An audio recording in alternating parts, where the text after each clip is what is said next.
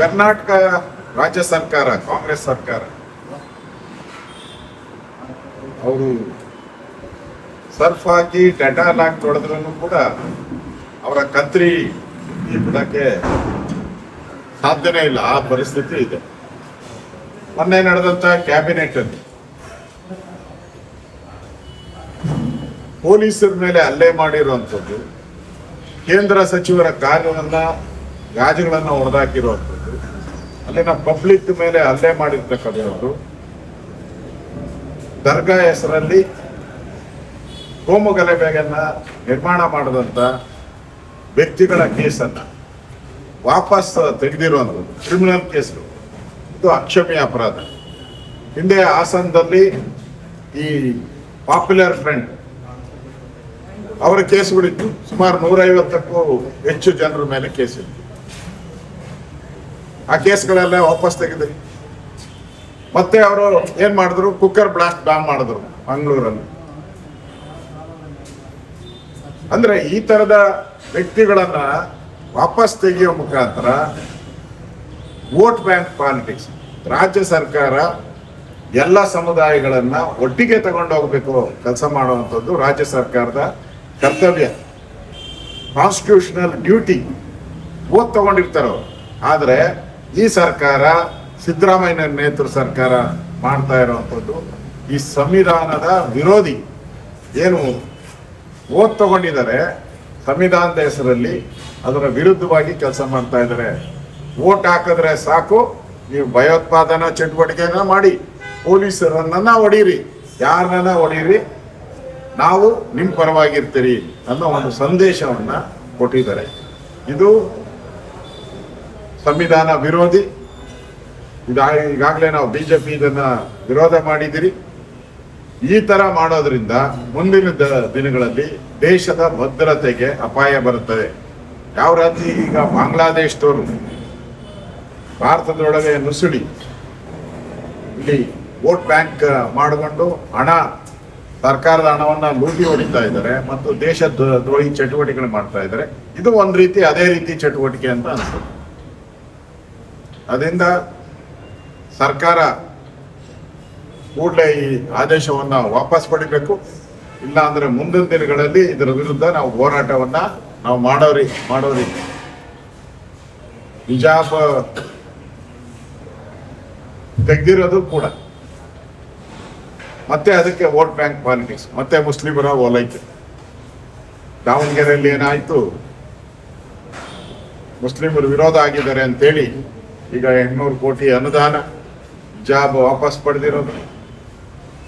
ಕಲಬುರ್ಗಿ ತಾನೆ, ಕಲಬುರ್ಗಿ ಘಟನೆ, ಕೇಸ್ ವಾಪಸ್ ತೆಗಿರೋದು. ಒಂದರಿಂದ ಒಂದು ಬಂಪರ್ ಬಹುಮಾನಗಳನ್ನ ಕೊಡ್ತಾ ಇದ್ದಾರೆ ಅವರು. ಅಂದ್ರೆ ಕ್ರಿಮಿನಲ್ ಕೇಸ್ ಇದ್ರು ವಾಪಸ್ ತೆಗಿತಾರೆ. ರೈತರ ತೆಗೆದಿದ್ದಾರೆ, ನಮ್ದೇನು ವಿರೋಧ ಇಲ್ಲ. ಅವ್ರು ಯಾರಿಗೂ ಹೋರಾಟ ಮಾಡಿದ್ರು, ಜನಗಳಿಗೋಸ್ಕರ ಹೋರಾಟ ಮಾಡಿದ್ರು.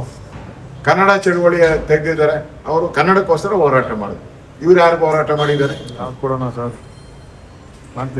ಯಾರ ಪರವಾಗಿ ಹೋರಾಟ ಮಾಡಿದ್ದಾರೆ?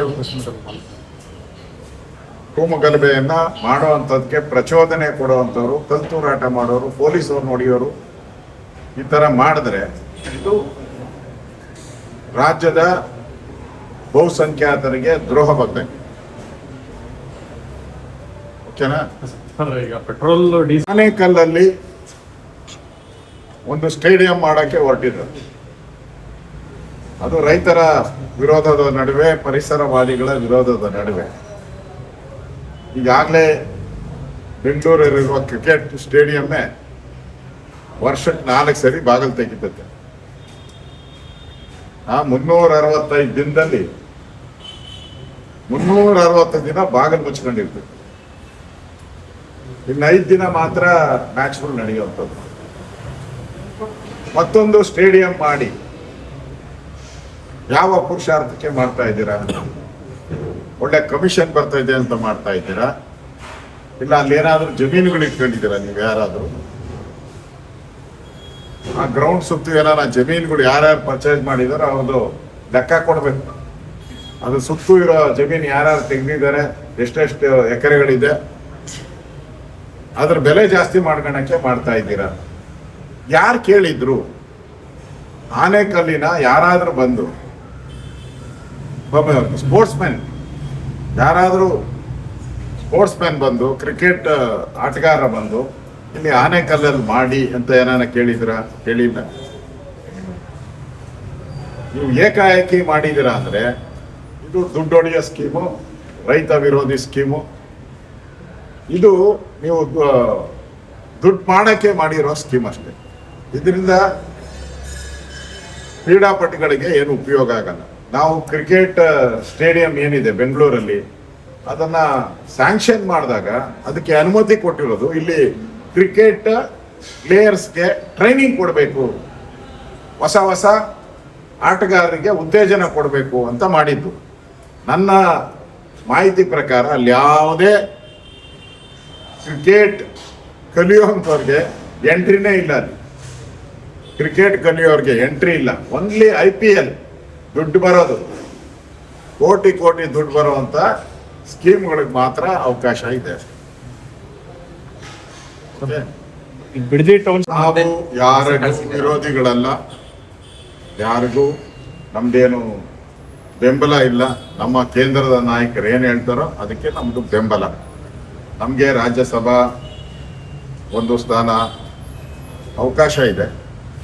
ಅದನ್ನು ಯಾರು ಕೊಡಬೇಕು ಅಂತೇಳಿ ನಮ್ಮ ಕೋರ್ ಕಮಿಟಿ, ರಾಜ್ಯದ ಕೋರ್ ಕಮಿಟಿ ಇದೆ.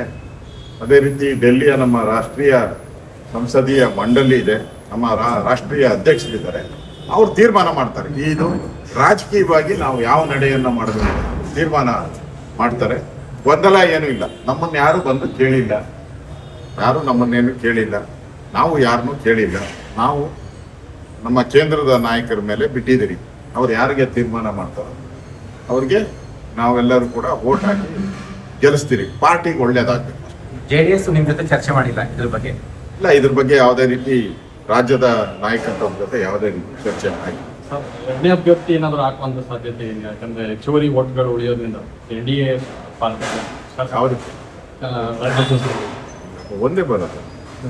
ಸರ್, ಆಮೇಲೆ ಈಗ ಪೆಟ್ರೋಲ್ ಡೀಸೆಲ್ ವಿಚಾರವಾಗಿ ಈಗ 3 ಬಾರಿ ಪೆಟ್ರೋಲ್ ಮತ್ತು ಡೀಸೆಲ್ ಬೆಲೆ ಜಾಸ್ತಿ ಆಗಿರೋದ್ರಿಂದ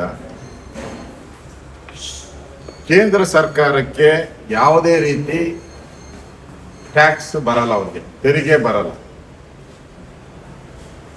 ಒಂದು ನಯಾ ಪೈಸನು ಕೂಡ ಈ ಏರಿಕೆಯಿಂದ ಕೇಂದ್ರ ಸರ್ಕಾರದ ಖಜಾನೆಗೆ ಯಾವುದೇ ರೀತಿ ತೆರಿಗೆ ಬರಲ್ಲ. ಆದರೆ ರಾಜ್ಯ ಸರ್ಕಾರಕ್ಕೆ ಇದರಿಂದ ನನಗಿರುವಂಥ ಮಾಹಿತಿ ಪ್ರಕಾರ 6,000ದಿಂದ 7,000 ಕೋಟಿ ವರ್ಷಕ್ಕೆ ಆದಾಯ ಬರುತ್ತೆ. ಅಂಕಿಅಂಶದ ಪ್ರಕಾರ ನನಗನ್ಸೋ ಪ್ರಕಾರ 1 ಲೀಟರ್ಗೆ ₹1.60 ಏನೋ ಜಾಸ್ತಿ ಸಿಗ್ಬೋದು ಅಂತ ನನಗಿರುವಂಥ ಮಾಹಿತಿ. ಅದನ್ನ ಕಾಂಗ್ರೆಸ್ ಸರ್ಕಾರಕ್ಕೆ ಏನಾದರೂ ಜನಗಳ ಬಗ್ಗೆ ಗೌರವ ಇದ್ರೆ, ಕಾಂಗ್ರೆಸ್ ಪಾರ್ಟಿಗೆ ಮಾನ ಮರ್ಯಾದೆ ಇದ್ರೆ, ನಮ್ಗೆ ನೋಡಪ್ಪ ಈ 6,000 ಕೋಟಿ ಬರ್ತಾ ಇದೆ, ನಾವು ಬಿಡಕ್ಕೆ ತಯಾರಿದ್ದೀರಿ ಅನ್ನೋ ಮಾತನ್ನ ಹೇಳಿದ್ರೆ ಅವರು ಜನರ ಪರ ಅಂತ ಹೇಳ್ತಾರೆ. ಇಲ್ಲ ಅಂದ್ರೆ ಕೇಂದ್ರ ಸರ್ಕಾರ ರೈಸ್ ಮಾಡಿದೆ ಅಂತ ಹೇಳಿದ್ರೆ ಕೇಂದ್ರ ಸರ್ಕಾರಕ್ಕೆ ಏನ್ ಬರುತ್ತೆ ಇದರಿಂದ? ಹಣ ಏನು ಬರಲ್ಲ. ಆಯಿಲ್ ಕಂಪನಿ ಅವರು ರೈಸ್ ಮಾಡಿರೋದು. ಅಂತಾರಾಷ್ಟ್ರೀಯ ಮಟ್ಟದಲ್ಲಿ ಯುದ್ಧ ನಡೀತಾ ಇದೆ. ಯುದ್ಧದಿಂದ ನಮ್ಮ ಸಿಂಗಾಪುರ ಪ್ರಧಾನಿನೂ ಹೇಳಿದರು, ಮುಂದಿನ 2-3 ವರ್ಷ ಇಡೀ ದೇಶ ನಾವು ತ್ಯಾಗವನ್ನ ಮಾಡಬೇಕು ಅಂತ ಸಿಂಗಾಪುರ ಪ್ರಧಾನಿ ಆ ದೇಶಕ್ಕೆ ಕೊಟ್ಟಿದ್ದಾರೆ. ಎಲ್ಲ ದೇಶದವರು ಕೊಡ್ತಾ ಇದ್ದಾರೆ. ಯಾಕಂದ್ರೆ ಇದು ನಡೆಯುವಂತ ಯುದ್ಧ ನಿಲ್ತಾನೇ ಇಲ್ಲ. ಇವತ್ತು ನಿಲ್ಲುತ್ತೆ, ನಾಳೆ ಶುರುವಾಗುತ್ತೆ, ನಾಳೆ ನಿಲ್ಲುತ್ತೆ, ಇವತ್ತು ಶುರುವಾಗುತ್ತೆ. ಅದರಿಂದ ಇವತ್ತು ಖ್ಯಾತ ಚಿತ್ರನಟ ಕಮಲ್ ಹಾಸನ್, ಡಿಎಂಕೆಯ ನೇತಾರ, ಖ್ಯಾತ ಚಲನಚಿತ್ರ, ಅವರೇ ಹೇಳಿದ್ದಾರೆ, ನಾವು ದೇಶದ ಕಷ್ಟ ಕಾಲದಲ್ಲಿ ಹಿಂದೆ ನೆಹರು ಇದ್ದಾಗ ನಾವು ಸಹಾಯ ಮಾಡಿದ್ರಿ, ಜನ ಎಲ್ಲ. ಲಾಲ್ ಬಹದ್ದೂರ್ ಶಾಸ್ತ್ರಿ ಇದ್ದಾಗ ನಾವು ಮಾಡಿದಿರಿ, ಮನಮೋಹನ್ ಸಿಂಗ್ ಇದ್ದಾಗ ನಾವು ಈ ರೀತಿಯ ಕಷ್ಟ ಸಂದರ್ಭದಲ್ಲಿ ದೇಶದ ಜನ ನಮ್ಮ ಕರ್ತವ್ಯ ಅಂತ ಮಾಡಿ ಅಂತೇಳಿ DMK ಹೇಳಿದೆ. ಈ ಮನೆಯಾಳ ಕಾಂಗ್ರೆಸ್ ಅವರಿಗೆ ಆ ಬುದ್ಧಿ ಬಂದಿಲ್ಲಲ್ಲ. DMK ಬುದ್ಧಿ ಬಂದಿದೆ. ಇಷ್ಟು ದಿನ ಟೀಕೆ ಮಾಡ್ತಾ ಇದ್ದಂತ DMKಗೆ ಬುದ್ಧಿ ಬಂದಿದೆ. ಇಲ್ಲಿರೋ ಕಾಂಗ್ರೆಸ್ ಅವರಿಗೆ ಬುದ್ಧಿ ಬಂದಿಲ್ಲ ಅಂದ್ರೆ ಇವರು ಯಾರ ಪರ ಇದ್ದಾರೆ? ರಾಜ್ಯದ ಜನತೆ ಪರ ಇದ್ದಾರಾ, ಕಾಂಗ್ರೆಸ್ ಪಾರ್ಟಿ ಪರ ಇದ್ದಾರಾ ಅನ್ನೋದು ಸ್ಪಷ್ಟ ಆಗಿದೆ. ಅದಕ್ಕೆ ನಾನು ಆಗ್ರಹ ಮಾಡ್ತಾ ಇದ್ದೀನಿ, ನಿಮಗೆ ಬರ್ತಾ ಇರುವಂತ ತೆರಿಗೆ ಹಣ ವಾಪಸ್ ಜನಗಳಿಗೆ ಕೊಡಿ. ಈ ವರ್ಷ 6,000 ಕೋಟಿ ಅಷ್ಟು ಬರ್ತದೆ, ವಾಪಸ್ ಕೊಡಿ. ಅದನ್ನ ತೆರಿಗೆಯನ್ನ ಕಟ್ ಮಾಡಿ ಪೆಟ್ರೋಲ್ ಮತ್ತು ಡೀಸೆಲ್ಗೆ ಆ ಒಂದು ವಿನಾಯಿತಿಯನ್ನ ಕೊಡಿ ಅಂತೇಳಿ ರಾಜ್ಯ ಸರ್ಕಾರಕ್ಕೆ ಆಗ್ರಹವನ್ನ ಮಾಡ್ತಾ ಇದ್ದೀವಿ. ಯಾರೋ ತಾರೀಕೆಟ್ಟವ್ರು ಹಂಗೆ ಮಾಡ್ಬೋದು ಅಷ್ಟೇ. ಅವ್ನು ಮಾಡ್ತಾ ಇರೋನೇ ಆಮ್ ಆದ್ಮಿ ಪಾರ್ಟಿ ಅವನು. ಆಮ್ ಆದ್ಮಿ ಪಾರ್ಟಿಯ ಒಂದು ಪ್ರಚಾರ ಸಮಿತಿ ಅಧ್ಯಕ್ಷ ಅವನು. ಈಗ ಇಲ್ಲಿ ಮಾಡಿದ್ರೆ ಏನಾನ ಹಿಡಿದು ಒಳಗಾಗ್ತಾರೆ ಅಂದ್ಬಿಟ್ಟು ಅಮೇರಿಕಾಗೆ ಹೋಗಿ ಅಲ್ಲಿಂದ ಮಾಡ್ತಾ ಇದ್ದಾನೆ. ಕಾಕ್ರೋಚ್ ಪಾರ್ಟಿ ವಿಚಾರವಾಗಿ ನಾವು ಮಾತಾಡಿಲ್ಲ, ನ್ಯಾಯಾಂಗದ ಮುಖ್ಯಸ್ಥರು ಮಾತಾಡಿರೋದು. ನ್ಯಾಯಾಂಗ, ಇಡೀ ದೇಶ ನ್ಯಾಯಾಂಗದ ಬಗ್ಗೆ ಗೌರವ ಕೊಡ್ತೀವಿ, ನಾವೆಲ್ಲರೂ ಕೂಡ ಕೊಡಬೇಕು. ಕಾಂಗ್ರೆಸ್ ಪಾರ್ಟಿಯವರು ಕೊಡಬೇಕು. ವಿರುದ್ಧ ಮಾತಾಡ್ತಾ ಇದ್ದೀರಿ ಅಂತ ಹೇಳಿದ್ರೆ ಅಂದ್ರೆ ನ್ಯಾಯಾಂಗದ ವಿರುದ್ಧವಾಗಿ ಮಾತಾಡ್ತಾ ಇದ್ದಾರೆ ಕಾಂಗ್ರೆಸ್ ಪಾರ್ಟಿ. ಅದರಿಂದ ಈಗಾಗಲೇ ಅದನ್ನು ಬರ್ತಾ ಇದೆ ಸೋಷಿಯಲ್ ಮೀಡಿಯಾದಲ್ಲಿ, ಕಾಕ್ರೋಚ್ ಪಾರ್ಟಿದು ಬರ್ತಾ ಇದೆ. ಅದೇ ರೀತಿ ಕಾಕ್ರೋಚ್ ಅನ್ನ ಸಾಯಿಸೋ ಪಾರ್ಟಿ ಯಾವ್ದಪ್ಪ ಅದು?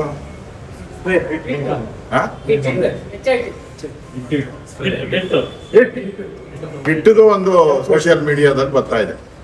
ಹಿಟ್ಟಿಗೂ ಬಹಳ ಜನ ಲೈಕ್ಸ್ ಕೊಟ್ಟಿದ್ದಾರೆ. ನೋಡೋಣ, ಹಿಟ್ಟು ಹೊಡೆದ್ರೆ ಕಾಕ್ರೋಚ್ ಹೋಗ್ತೈತೆ ಅಂತ ಎಲ್ಲ ತಿಳ್ಕೊಂಡವ್ರೆ. ಇಬ್ಬರದು ನಡೀತಾ ಇದೆ, ನೋಡೋಣ. ನಮ್ಗಂತೂ ಅದು ಇವರಿಬ್ಬರು ಪರಿಚಯ ಇಲ್ಲ, ಹಿಟ್ಟು ಪರಿಚಯ ಇಲ್ಲ, ಕಾಕ್ರೋಚು ಪರಿಚಯ ಇಲ್ಲ ನಮ್ಗೆ. ಫಾಲೋವರ್ಸ್ ಸರ್ ಬಿಜೆಪಿನ ಹಿಂದಕ್ಕಿದೆ ಅಂತ ಸರ್ ಫಾಲೋವರ್ಸ್. ಅಯ್ಯೋ, ಆಮ್ ಆದ್ಮಿದು ಅಲ್ವಾ? ಆಮ್ ಆದ್ಮಿ ಎಲ್ಲೆಲ್ಲಿ ಯಾರ್ಯಾರು ಇದ್ದಾರೋ ಅವರೆಲ್ಲರೂ ಕೂಡ ಅದಕ್ಕೆ ಜಾಯ್ನ್ ಆಗಿದ್ದಾರೆ. ಆಮ್ ಆದ್ಮಿಯವರು, ಈ ಕಾಂಗ್ರೆಸ್ ಅವರು ಇದಾರಲ್ಲ, ಅದಕ್ಕೋಸ್ಕರ ಕೆಲಸ ಕಾರ್ಯ ಬಿಟ್ಟು ಅಭಿವೃದ್ಧಿ ಮಾಡದೆ, ರಾಜ್ಯದ ಅಭಿವೃದ್ಧಿ ಮಾಡದೆ ಕೈ ಕಟ್ಟಂಗೆ ಮನೆ ಕೂತಿದಾರಲ್ಲ, ಅವ್ರಿಗೂ ಕೆಲಸ ಇಲ್ಲ, ಅವರು ಸೇರ್ಕೊಂಡಿದ್ದಾರೆ.